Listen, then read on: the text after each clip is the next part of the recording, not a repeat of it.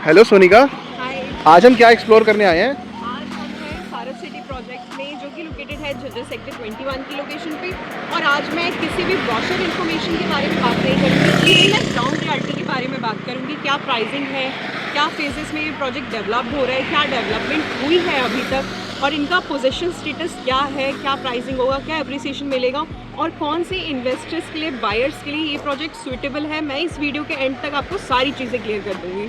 Sounds good, चलो आओ explore करते हैं। Let's go.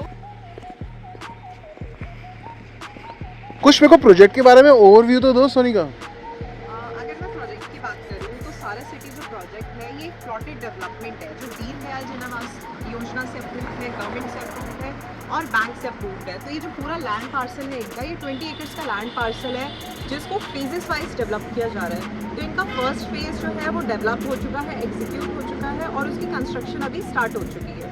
साथ ही अगर मैं इसके अभी बात करूँ तो अभी हमारे पास क्या है, तो अभी इनका सेकेंड फेज ओपन हुआ है। चलो कुछ ग्राउंड रियलिटी के बारे में चेकआउट कर लें।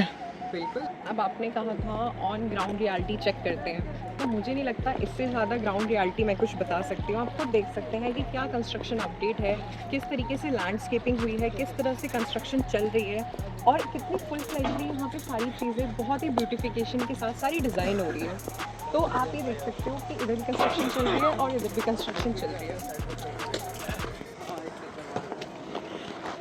बहुत ही ब्यूटीफुल लैंडस्केपिंग की गई है और इतनी ज़्यादा मेन फोकस जो किया गया है वो मोस्ट ऑफ द पार्ट जो है वो ग्रीनरी पे ही फोकस किया गया है। इस वन की अपने डिलीवरी के बारे में बताया है। इसके अंदर अभी कितने ready to move in plots आ चुके हैं, लोग कैसे मूव इन हो गए आपके अकॉर्डिंगली? हाँ, अगर मैं इसके फ़ेज़ 1 की बात करूँ तो फ़ेज़ 1 आज से करीबन 1.5 साल पहले लॉन्च हुआ था। तो उस टाइम जो लॉन्च हुआ था वो 10 एकर्स का लैंड पार्सल इन्होंने पहले डेवलप किया 20 एकर्स में से, और वो जो आए थे वो 42,000 पर स्क्वायर यार्ड के रेट पे लॉन्च हुए थे। तो अभी जो उसका कंस्ट्रक्शन अपडेट है वो अपडेट ये है कि 30 to 40% फैमिलीज़ जो है ऑलरेडी मूव इन हो रही है, अपने घर कंस्ट्रक्ट करवा रहे हैं। और ये आप सोसाइटी देखोगे ना तो आप इमेजिन कर सकते हो कि सिर्फ एक इन्वेस्टमेंट पॉइंट ऑफ व्यू से ही नहीं, ये उन क्लाइंट्स के लिए बेस्ट ऑप्शन है जो लिविंग पोटेंशियल देख रहे हैं एक्चुअल में। ये नहीं कि आज पैसे लगाए कल को एग्जिट कर लिया। ये बायर्स के लिए उनके सुटेबल है जो कि यहाँ पे इन्वेस्ट करके सही टाइम पे उन्होंने एंट्री ली है और अब वो सेकंड होम प्लान कर रहे हैं। क्योंकि आप देखो ना, गुड़गांव में कितना ट्रैफिक हो गया है, कुछ भी अफोर्डेबल नहीं है। दिल्ली में इतना ट्रैफिक हो गया है, कुछ भी अफोर्डेबल नहीं है। बेसिक एमिनिटीज़ नहीं मिलती, पार्क्स नहीं मिलते, आपको ग्रीनरी नहीं मिलती, कार पार्किंग नहीं मिलती है, और आपको जॉब भी करने जाना है तो इतनी हेसल्स फेस करने पड़ते हैं। जैसा कि देख पा रहा हूँ यहाँ पे ग्रीनरी के ऊपर तो कुछ ज़्यादा ही फोकस किया गया है। हर तरीके के प्लांट्स हैं, हर तरीके फ्लावर्स में देख पा रहा हूँ। कि यहाँ पे कोई ऐसा फ्लावर है जो यहाँ पे प्लांट नहीं किया गया होगा। ये अब क्या आप आ रहा है ये इसका? दिखाओ, ये एमिनिटीज दिखाओ, ये कॉमन, फैसिलिटीज दिखाओ। वाह, ये सारी फैसिलिटीज़ का एरिया आप दे रहे हो। फेज 1 है जो डेवलप्ड हो चुका है, फेज 2 आ गया, अभी मैं आपको वहाँ भी लेके चलूँगी। आप पहले ये देखो कि फेज 1 में क्या डिलीवरी हुई है, किस वाह। तरीके से चीज़ें डिजाइन हुई है। क्या दीनदयाल की सोसाइटीज़ में इतना कुछ मिलता है कस्टमर्स को आज की डेट में? बिल्कुल मिलता है, और ये लाइव एग्जांपल है, आपके सामने है कि चीज़ें किस तरीके से बनी हुई, किस तरीके से डिलीवरी मिली है। ओके। आप ये दिखाओ सारा, उधर टेनिस कोर्ट है, फुटबॉल कोर्ट है, बैडमिंटन कोर्ट बनाया गया है, ग्रेट यार। वो किड्स प्ले जोन है। मेरे को लगता है जो फर्स्ट जर्नी है वो तो मैं मिस कर चुका हूँ। अब क्या ऑप्शन मिलेगा यहाँ पे मेरे लिए? हाँ, कह सकते हैं फेज़ 1 मिस कर दिया, जो भी 42,000 पर स्क्वायर यार्ड के रेट पे था। बट स्टिल अभी इन्होंने सेकंड फेज़ डेवलप करने पे लगे हैं, और वो भी 10 एकर्स के लैंड पार्सल में ही डेवलप कर रहे हैं, जिसमें अराउंड 100 प्लॉट्स डिलीवर होंगे। साइजेस की बात करें तो 100 स्क्वायर यार्ड से 180 स्क्वायर यार्ड के प्लॉट्स रहेंगे, दीनदयाल प्लॉट्स रहेंगे बेसिकली।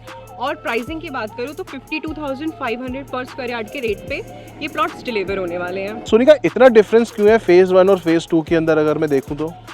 डिफरेंस बेसिकली मेरे एंड से देखा जाए तो डिफरेंस जस्टिफाई है, और मैं इसको 3 फैक्टर से जस्टिफाई करूँगी। फर्स्ट ऑफ ऑल, जो फेज़ 1 था और जो फेज़ 1 के बायर्स थे उनको पोजीशन मिल चुकी है, प्रोजेक्ट ऑलमोस्ट एग्जीक्यूट हो चुका है, जहाँ पे 30 to 40% फैमिलीज मूव्ड इन हो चुकी है। सेकेंड फैक्टर की बात करूँ तो अब कनेक्टिविटी बहुत ही ज़्यादा एनहेंस हो चुकी है एज़ कम्पेयर टू 1.5 साल पहले जब प्रोजेक्ट लॉन्च हुआ था। थर्ड फैक्टर ये आ जाता है, जब फैमिलीज़ किसी प्रोजेक्ट में मूव इन होने लगती है और कंस्ट्रक्शन इतनी फुल फ्लेजली स्टार्ट हो जाता है ना, तो वो जो रिस्क वाला फैक्टर होता है, वो जो फियर होता है क्लाइंट्स में कि पैसे लगाएं नहीं लगाएं, इन्वेस्ट करें नहीं करें, वो कम्प्लीटली डिसअपियर हो जाता है, क्योंकि प्रोजेक्ट आपका उस कंडीशन पे, उस स्टेज पे पहुंच चुका होता है जहाँ पे ये एक सेफ, सिक्योर्ड और स्टेबल इन्वेस्टमेंट लगने लगता है। तो अब देखो फेज़ 1 डेवलप हो चुका है, इसीलिए तो इन्होंने फेज़ 2 अब लॉन्च किया है। मेरे को कुछ पेमेंट प्लान्स के बारे में, कुछ लोन फैसिलिटीज़ के बारे में बताओ ना, कौन कौन से बैंक इसके साथ एसोसिएटेड है। हाँ, जैसा कि मैंने पहले बताया था कि ये जो सारा सिटी प्रोजेक्ट है, ये ऑलरेडी गवर्नमेंट से अप्रूव्ड है, बैंक से अप्रूव्ड है और रेरा से अप्रूव्ड है। तो ये जो प्रोजेक्ट है ये फाइनेंस बाय HDFC और SBI बैंक है, जो कि ऑलरेडी लीडिंग बैंक्स है इंडिया में।